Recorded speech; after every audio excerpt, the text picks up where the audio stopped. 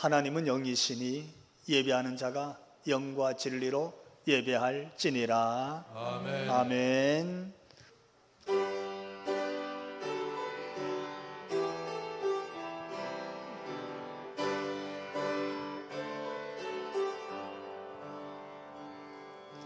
진전하신 주님 이름 앞에 모두 무릎 꿇고 다 경배해. 거룩하신 주님 보좌 앞에 엎드려 절하세. 예수는 그리스도, 예수는 주, 하나님의 영으로 경배드리. 예수는 그리스도, 예수는 그리스도. 주님은 우리의 그리스도십니다.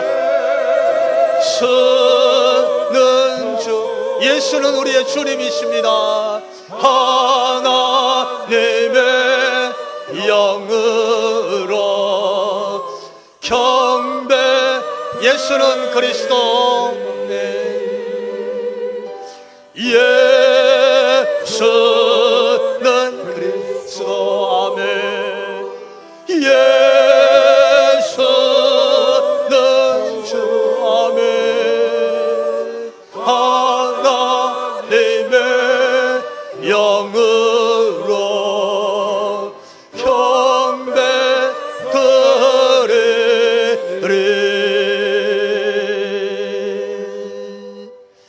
아멘. 우리 하나님께 사도신경으로 신앙고백 올립니다. 나는 전능하신 아버지 하나님, 천지의 창조주를 믿습니다. 나는 그의 유일하신 아들 우리 주 예수 그리스도를 믿습니다.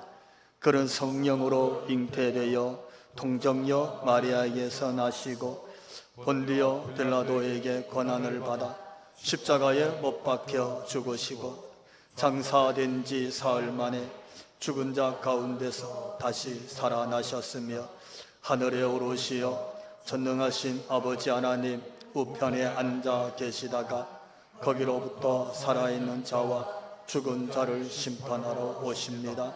나는 성령을 믿으며 거룩한 공교회와 성도의 교제와 죄를 용서받는 것과 몸의 부활과 영생을 믿습니다. 아멘. 우리 주 예수 그리스도의 은혜가 성도 여러분과 함께 목사님 함께 성부와 성자와 성령의 이름으로 아멘. 아멘.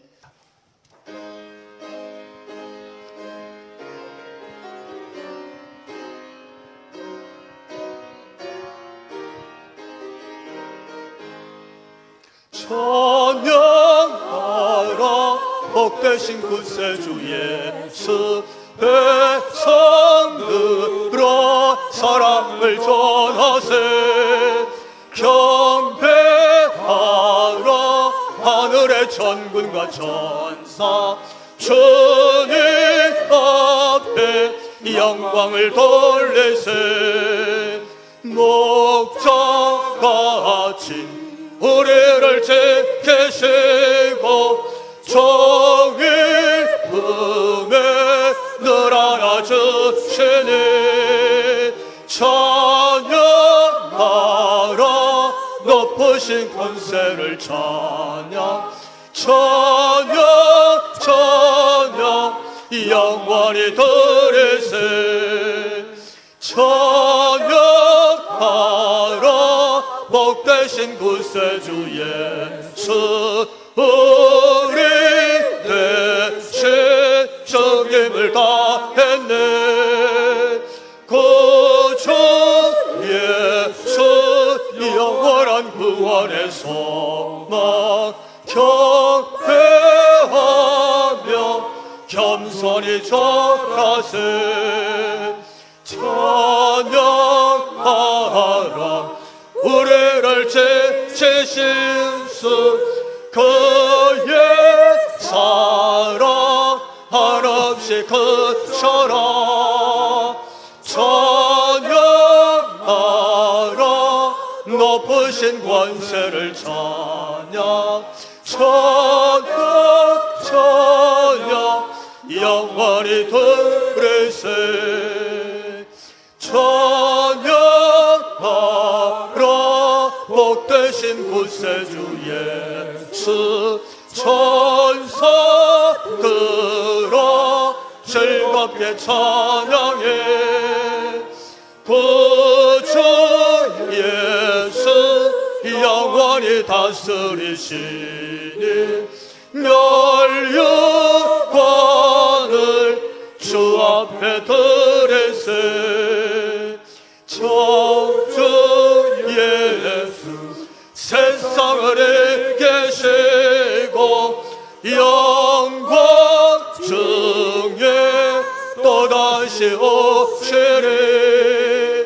찬양하라. 높으신 권세를 찬양 찬양 찬양 영원히 들으세. 아멘. 아멘. 오늘 우리 하나님께서 주신 말씀입니다.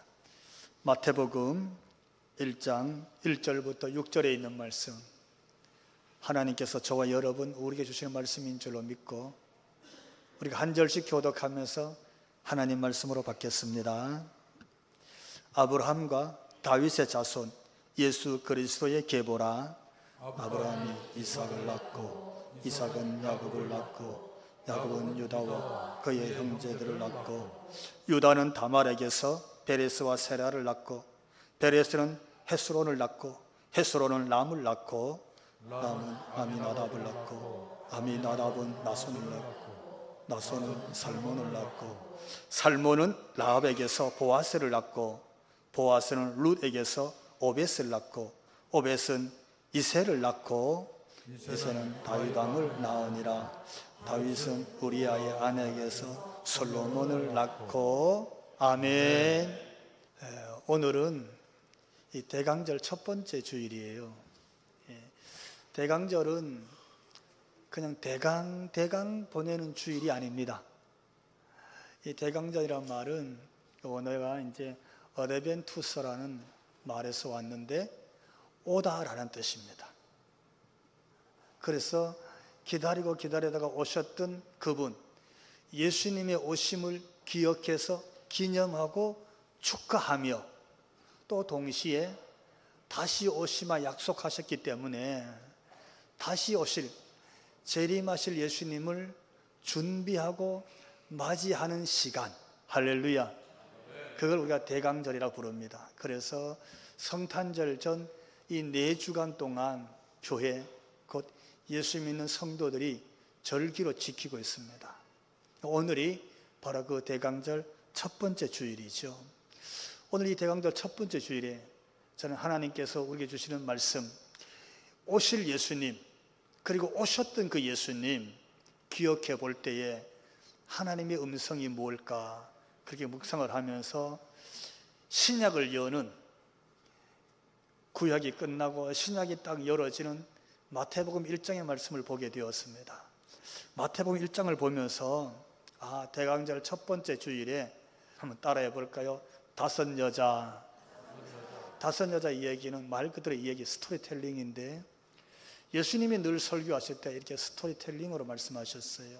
여러분, 5 여자가 누군지 아십니까? 첫 번째 여자 누구일까요? 이 첫 번째 여자부터 한번 생각해 보려고 그러는데 이 첫 여자는 가나안 출신이에요. 이방인입니다. 그리고 그는 엘이라는 남자를 만나서 결혼을 했어요. 근데 남편 엘이 범죄하고 그 죄값으로 그만 죽고 맙니다. 참 불행하지요. 결혼했는데 행복을 꿈꾸고 시작했는데 아이도 하나 없고 남편이 죽어버렸어요. 당시에 자녀 없이 남편이 죽으면 풍습이 가문의 대를 이어야 되기 때문에 시동생과 결혼하게 되어 있었습니다. 그래서 이 여인은 시동생인 오난과 결혼을 했습니다. 재혼한 것이죠. 근데 행복하지 못했어요.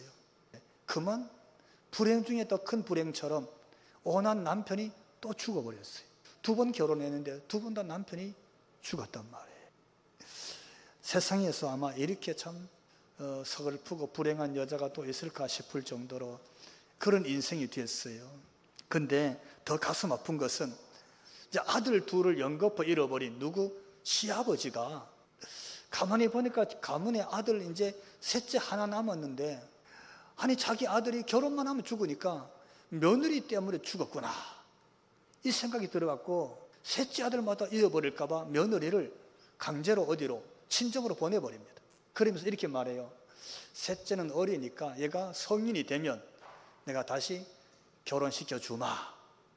그리고는 친정으로 내보냈는데 셋째가 성인이 돼도 시아버지가 부르지를 않는 거예요. 찾지도 않아. 그러니까 사모는 결혼은 뭐 생각도 못하고 있는 거예요. 한마디로 표현하면 이렇게 버림받은 여자예요. 인생도 참 불행하고 그 시댁에서부터 그 시대에 버림받고 찾아주지도 않고 그렇게 살 수밖에 없는 참 처참한 한 여인이 있었습니다. 이 여인이 자신의 인생이 너무 처절하고 처참하고 불행하니까 그만 견딜 수 없어서 이런 마음을 갖습니다. 내가 창녀로 변장을 해서 시아버지가 지나가는 길에 숨어 있다가 나타나서 내가 시아버지를 유혹하고 말리라. 그래서 시아버지가 창녀인 줄 알고 유혹을 받고 그만 거기 넘어갔어요. 그리고는 아이를 가졌습니다. 그게 창세기 38장 15절 이하에 나오는데 성경 말씀 보니까 이렇게 기록하고 있어요.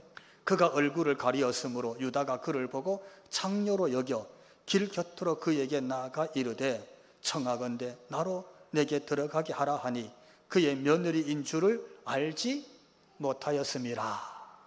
거기서 이 여인이 임신 잉태하는데 쌍둥이를 가졌어요.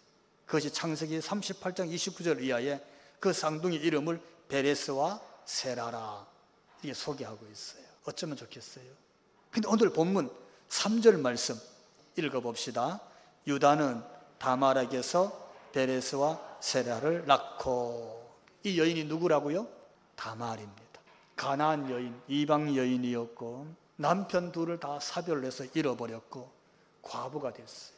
거기다가 친정으로 버림받고 나니까 더 이상 견딜 수가 없어서 창녀로 변장해서 시아버지를 유혹했는데 거기서 보니까 베레스와 세라라는 2 아들을 낳은 여인, 그가 다말입니다. 그 다말이 신약을 여는 이 마태복음 1장에 오늘 3절에 기록하고 있어요. 여러분 다말을 한번 마음에 기억하면서 오늘 말씀을 들어보시기 바랍니다. 2번째 여인이 등장합니다. 이 2번째 여인은 이스라엘이 가나안을 정복할 때 그때 여리고에 있었습니다. 보니까 그는 가나안 정복 7족속 중에 하나였던 아모리 족속의 사람입니다. 이도 이방인이죠. 그리고 사는 곳은 어디라고요? 여리고 성에 살았습니다. 성경 여호수아 2장 1절에서 이렇게 소개하고 있습니다. 자막으로 같이 읽습니다. 눈의 아들 여호수아가 시딤에서 2 사람을 정탐꾼으로 보내며 이르되 가서 그 땅과 여리고를 엿보라 하매 그들이 가서 라합이라 하는 기생의 집에 들어가 거기서 유숙하더니. 아멘. 누구일까요? 예, 라합입니다. 여호수아 2장 1절에 등장하는 사람인데 이는 이방인이었습니다. 아모리 족속의 사람이고 직업은 뭐였습니까? 기생이었습니다. 이 기생 원어는 매춘부란 뜻입니다. 그렇게 살고 있었어요. 근데 오늘 본문 5절 말씀 한번 따라해 봅시다. 살몬은 라합에게서 보아스를 낳고. 보아스의 어머니가 누구라고요? 라합입니다. 어디 살았어요? 여리고성에. 아모리 족속 이방 여인이었고 그리고 그의 직업은 매춘부였습니다. 그런데 오늘 마태복음 1장에 보아스의 어머니로 보니까 살몬의 아내로 등장합니다. 이 살몬은 누굽니까? 유다 가문의 5번째 손입니다. 이걸 어떻게 이해하면 좋을까요? 우리는 이 여인들을 어떻게 대하면 좋을까요? 이런 여인이 만약에 오늘날 교회에 찾아오면 우리는 어떻게 맞이하면 좋을까요? 세 번째 여인이 등장합니다, 성경에. 여러분, 이 세 번째 여인은 누구일까요? 그는 역시 이방인 모압 여인입니다. 여러분, 모압은 참 역사적으로 이스라엘과 잘 지내야 되거든요. 근데 늘 이스라엘을 괴롭힙니다. 적이 됩니다. 바로 옆에 있는 원수 국가입니다. 거기 한 여인인데 그 여인이 오늘 본문에도 등장해요. 사실 이 모압에 살고 있던 여인은 자기 고향 땅에 살았지요. 근데 어느 날 유다 땅 이스라엘에서 한 가정이 이민을 옵니다. 보니까 아버지는 엘리멜렉이란 사람이고 어머니는 나옴이란 이 부부가 두 아들을 데리고 모압 땅에 이민을 왔어요. 좀 잘 살아보려고 온 것이죠. 그 집에 큰 아들 말론이 있었는데 모압 땅에 사는 이 처녀가 말론과 사귀게 돼서 유다 사람과 국제 결혼을 했습니다. 국제 결혼을 해서 행복하게 살기를 바랐는데 무슨 일인지 원인은 밝혀지지 않고 있지만 성경에 어느 날 시아버지 엘리멜렉이 죽었어요.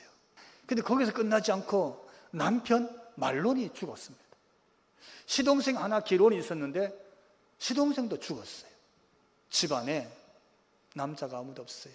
과부된 시어머니, 과부된 자기, 과부된 동서, 자식도 하나도 없어요. 자, 여러분, 이쯤 되면 참 한 여인으로서 이만큼 비극적이고 슬픈 여인이 또 있을까 싶을 거예요. 그래서 거기서 살 수가 없어서 시어머니 나오미가 나는 내 고향, 내 고국으로 돌아가리라 하고 유대 땅 베들레헴으로 가는 거예요. 그 과부된 시어머니를 모시고 따라온 이 여인이 자기는 역이민 온 거잖아요. 과부된 시어머니 모시고 생활이 어려우니까 어떻게 살았어요? 들에 나가서 이삭을 주어서 그걸 양식 삼았어요. 남들이 주는 거 동양에서 음식을 가지고 와서 시어머니와 나누어 먹었어요. 그 여인이 등장하는데 그렇게 지내다가 어느 날 그 베들레헴에서 한 남자를 만났어요. 그 남자가 이 여인을 좋아했어요. 둘이 결혼을 하게 됩니다. 이 여인이 재혼을 하는 것이죠. 그 재혼한 남자가 누굴까요? 룻기 4장 13절 보니까 이에 보아스가 룻을 맞이하여 누구로 삼고? 아내로 삼고.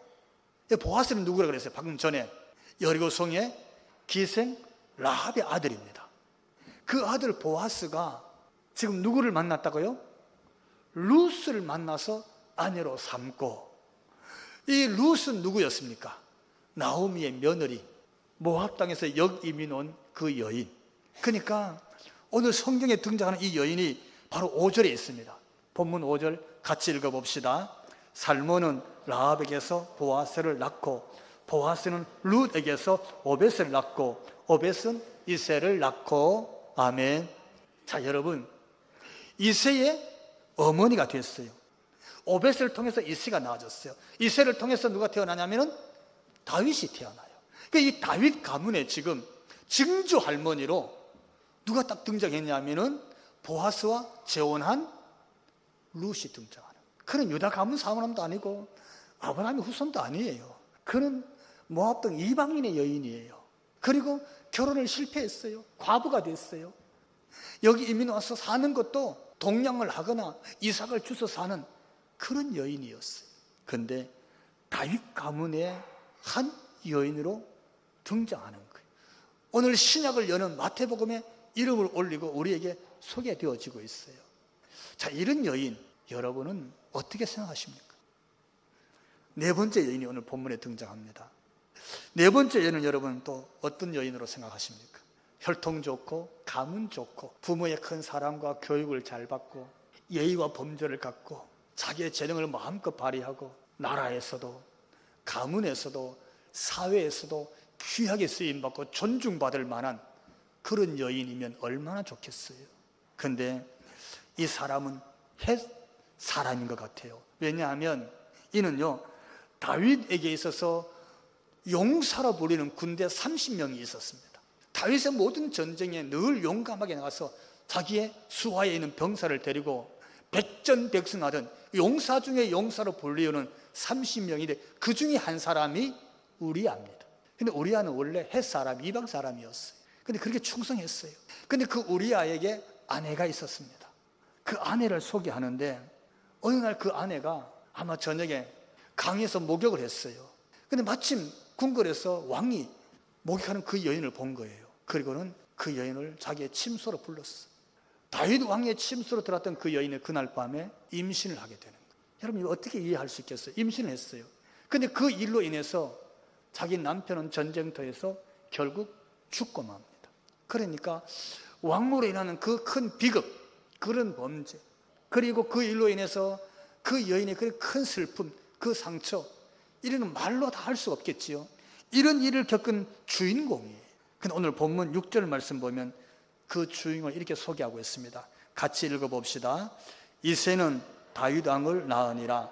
다윗은 우리아의 아내에게서 솔로몬을 낳고 솔로몬의 어머니가 됐어요. 그리고 예수님의 족보에 14번째로 들어가는 어머니가 됩니다. 그 여인은 누구였을까요? 우리아의 아내네요. 남편이 헷 사람이니까 아마 그도 헨 여인이었을 거예요. 그는 다름 아닌 바세바입니다. 바세바. 이렇게 오늘 본문에 네 여인을 소개하고 또 한 여인은 본문 조금 더 읽어가면 18절 이하에 소개되는 여인인데 따라해 볼까요? 5번째 여인은 마리아다. 마리아. 그는 동정녀였어요. 처녀였어요. 그는 약혼한 상태였어요. 근데 잉태를 하는 일이 일어났습니다. 자, 그러면서부터 신약은 시작됐어요. 그러면서부터 성경은 신약 시대로 우리에게 이 마태복음 1장을 소개하고 있습니다.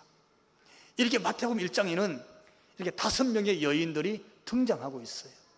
저는 예수님 오셨던 마태복음을 읽어보면서 한번 따라해 봅시다. 5 여자가 주는 하나님의 메시지, 여기에 마음이 가는 거예요.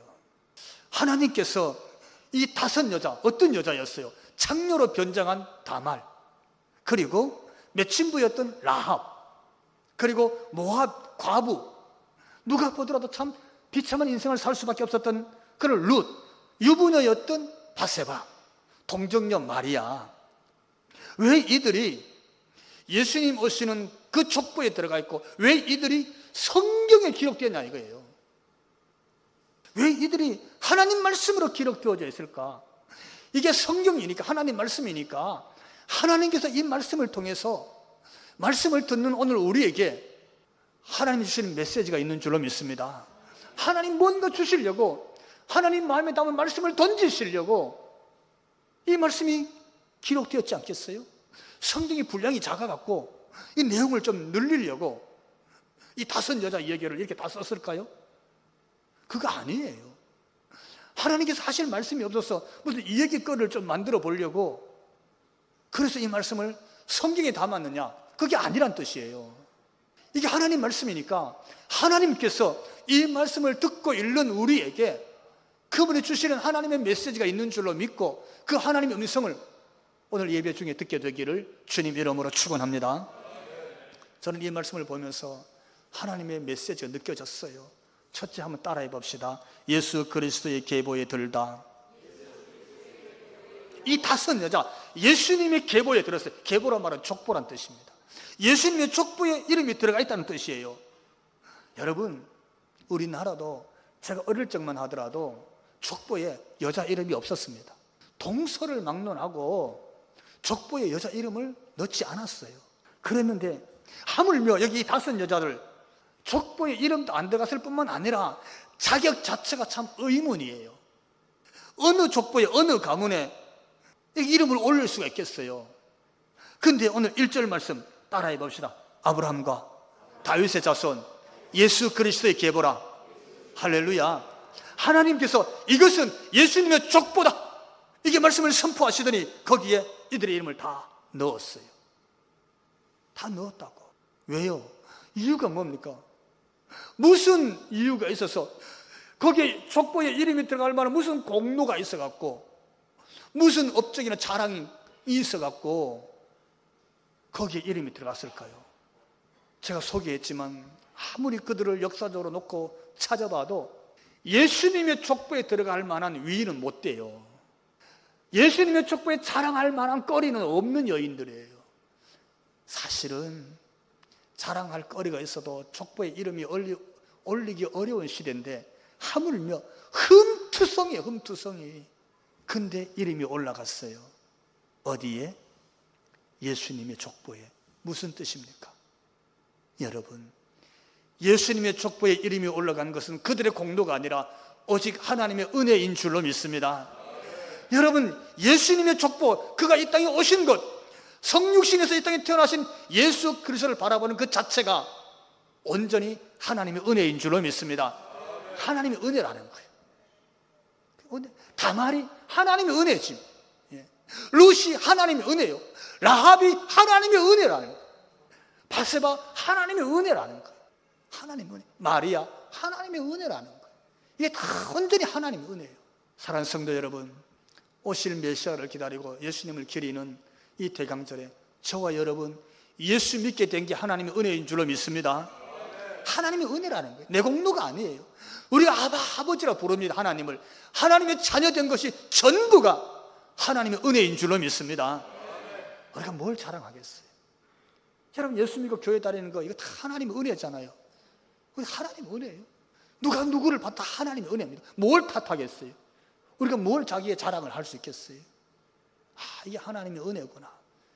여러분, 숨 쉬는 것도 하나님의 은혜고, 예수 믿고 하나님의 자녀된 것도 하나님의 은혜고, 그날 우리가 천국 문 앞에 딱 서서 주님 품에 탁 안기면서 천국 가는 게 온전히 하나님의 은혜인 줄로 믿습니다. 이게 하나님의 은혜. 두 번째로, 오늘 하나님께서 이 메시지를 통해 주시는 하나님의 그 마음을 볼 수 있는데 따라해 봅시다. 하나님의 언약을 멈추게 할 수 없다. 자, 여러분, 하나님의 태초의 언약은 뭡니까? 창세기 3장 15절을 통해서 여자의 후손으로 이 땅에 메시아를 주는 하나님의 약속인 줄로 믿습니다. 하나님 우리를 부르심도, 하나님의 자녀 삼으심도 이 땅에 오신 예수 그리스도 메시아를 통해서 구원의 길을 여시겠다는 하나님의 언약에서부터 온 것인 줄로 믿습니다. 하나님이 언약하셨어요. 내가 이 땅에 메시아를 보내겠다고, 그리스도를 보내겠다고. 그게 하나님의 구원의 계획이었습니다. 하나님의 구원의 계획이에요. 그 구원의 계획을 놓고 사도행전 4장 12절은 이렇게 우리에게 말씀해 주고 있습니다. 말씀 같이 읽습니다. 다른 이로서는 구원을 받을 수 없나니 천하 사람 중에 구원을 받을 만한 다른 이름을 우리에게 주신 일이 없음이라. 아멘. 천하 인간에 구원받을 만한 이름을 준 적이 없어. 예수님 외에는. 할렐루야. 예수님을 통해서 인류를 위한 구원의 계획, 그분이 말씀하셨는데 그 구원, 그 일을 이루기 위해서 하나님은 세상 어떤 것도 그 구원의 길에 장애도 받지 않으시고, 할렐루야, 어려움도 겪지 않으시고 물러나지도 않고 포기하지도 않고 하나님은 그 구원의 언약을 반드시 이루시는 하나님이신 줄로 믿습니다. 무슨 말씀이냐면, 여기 봐라, 너희도 이해할 수가 없지. 이해할 수가 없어요. 어떻게 이해가 되겠어요? 너희가 보기에도 자격이 없지. 자격이 없어요. 무슨 자격이 있겠어요? 누가 이 5 여인을 보고 그만큼 우리가 인정할 만하다, 무슨 인정거리가 있겠냐고요. 뭘 인정하겠어요? 여러분, 다말을 보면, 라합을 보면, 룻을 보면, 그리고 바세바를 보면, 마리아를 보면 뭘 인정하겠어요? 그쯤 됐으니까. 근데 그들을 보면, 아니 어쩌면 이 5 여인보다 100배 1000배 더 훨씬 큰, 오염되고 훨씬 더 부족한 그런 사람이 등장한다 할지라도 그들 때문에 하나님의 언약은 멈춰지지 않는 줄 믿으시기 바랍니다. 그들 때문에 하나님의 구원의 계획은 퇴보하지 않는다는 뜻인 줄로 믿습니다. 그 메시지인 거예요. 하나님의 구원의 계획은 사람의 형편과 상관없이 하나님의 구원의 계획은 반드시 성취되는 것인 줄로 믿으시기 바랍니다. 그 메시지 던지시는 거예요. 거기 유다의 가문에, 메시아가 올 가문에, 다윗의 족보에 다말이 등장해도, 라합이 등장해도, 룻이 등장해도, 바세바가 등장해도, 마리아가 등장해도 하나님은 하나님의 구원을 반드시 이루시는 전능하신 하나님이신 줄로 믿습니다. 그게 하나님이신 거예요. 그리고 한 가지 더 하나님의 메시지가 있어요. 한번 따라해 봅시다. 하나님의 사랑을 막을 수 없다. 할렐루야. 여러분, 진짜 사랑하면요, 부모도 못 막아요. 하물며 하나님의 사랑은 어떻겠어요? 오늘 본문이 누구의 계보라고요? 예수 그리스도의 계보. 이 땅에 예수님이 구세주로 오시는데 그분의 족보를 소개하고 있어요. 근데 그렇게 오신 예수님은 누굽니까? 인류를 구원하기 위해서 이 땅에서 그리스도로 메시아로 오신 예수님은 누구예요? 하나님의 아들인 줄로 믿습니다. 하나님의 아들이에요. 하나님의 아들이 이 땅에 인류를 구원하기 위해서 그리스도로 오시는데 왜 오셨어요? 이유가 뭡니까? 예수님이 인류를 구원하기 위해서 이 땅에 오셔서 그가 십자가의 길을 갑니다. 왜 그리 가셨어요? 이유는 딱 한 가지예요. 누구 때문에? 우리 때문이 아니에요. 누구 때문에? 하나님의 사랑 때문인 줄로 믿습니다. 하나님의 사랑 때문에. 그래서 요한복음 3장 16절은 이렇게 우리에게 소개합니다. 같이 읽습니다. 시작. 하나님이 세상을 이처럼 사랑하사 독생자를 주셨으니. 아멘. 독생자 예수님을 우리에게 그리스도로 주신 이유, 그분이 이 땅에 메시아로 오셔서 십자가의 길을 가신 이유가 하나님의 사랑 때문에. 하나님의 사랑 때문에. 여러분이 예수 믿고 구원받은 것이 다 하나님의 사랑인 줄 믿으시기 바랍니다. 하나님의 그 사랑은요, 인생이 아무리 처참하고 절망적이고 처절하고 수치와 부끄러움과 낭망이 땅바닥, 아니 저 지하까지 바닥을 친다 할지라도 하나님의 사랑은 막을 수 없는 줄로 믿습니다. 하나님의 사랑은 막을 수가 없어요. 오늘 그 메시지를 우리에게 주시는 거예요.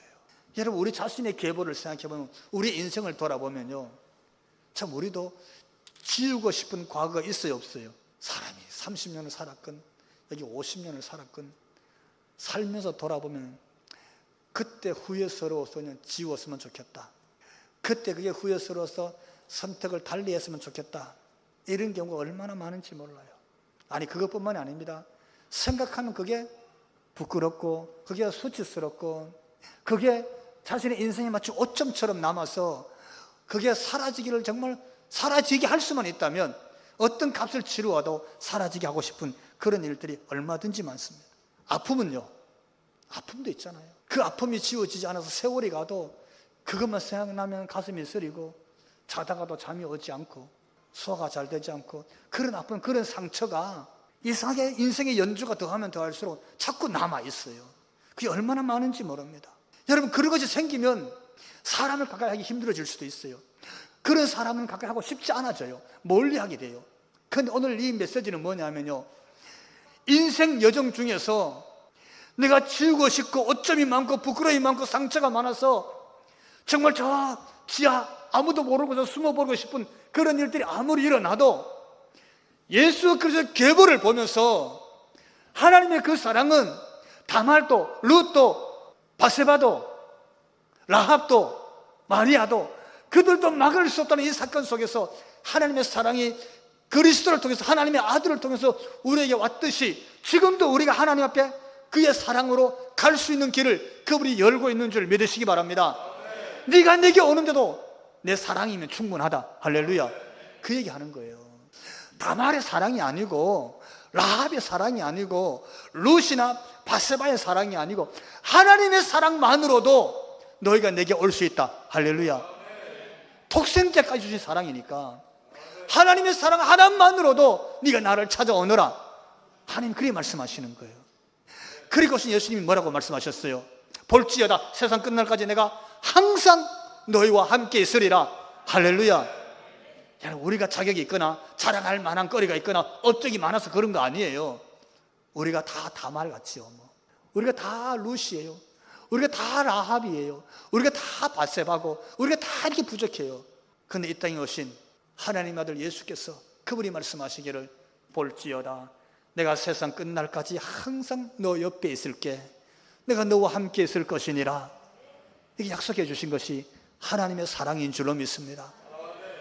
여러분, 이 대강절에 이 하나님의 사랑을 충분히 회복하시고 그 사랑 안에서 감격하면서 승리하게 되기를 주님 이름으로 축원합니다.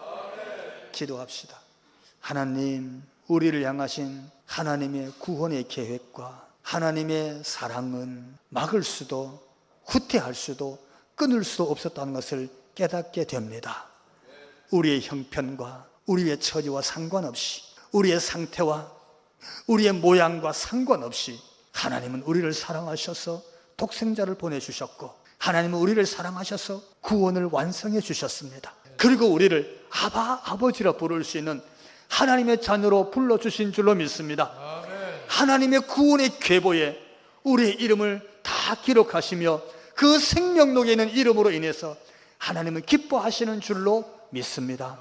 주여, 이 대강절에 주님이 오실 때 이 은혜를 회복하고 이 하나님의 그 큰 사랑을 회복하는 우리 모두가 될 수 있도록 축복하여 주옵소서.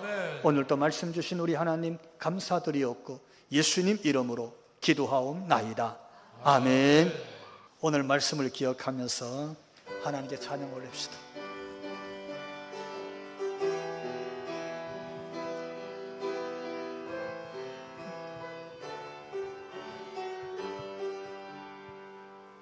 사랑합니다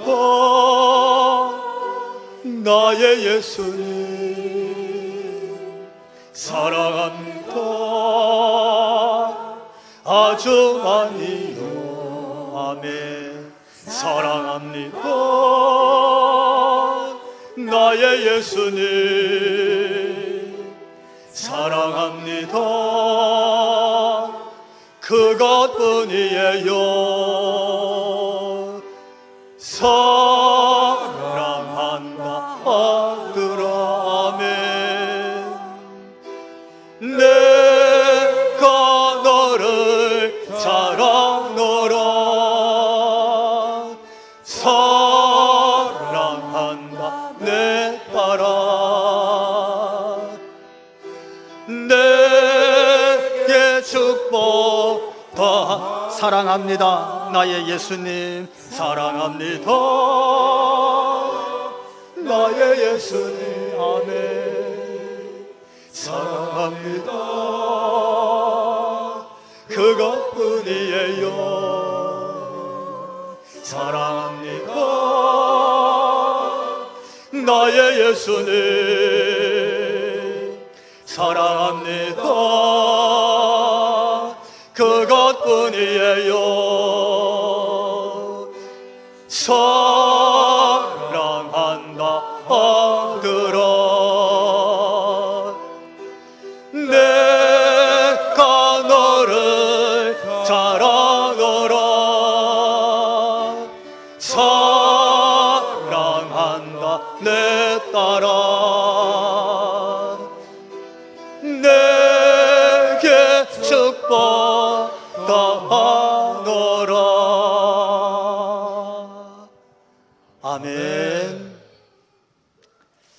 이제는 우리 주 예수 그리스도의 그 크신 은혜와 우리를 은혜로 자녀 삼아 주시고 약속하신 구원의 언약을 반드시 이루시며 우리를 향한 그 사랑은 세상 어떤 것들로도 막을 수도 제한할 수도 없는 그 사랑으로 우리를 찾아오시고 사랑해 주신 하나님 우리 아버지, 그 극진하신 사랑하심과 성령님 감화, 감동, 교통하심이 예배하고 머리 숙인 우리 모두 위에, 저들로 인하여 가정 위에, 가정의 권속들과 성업의 터전 위에, 우리 축산대 교회로 인해서 이 지역사회와 나아가 한국교회 위에 지금부터 영원토록 함께 하시기를 간절히 축원하옵나이다.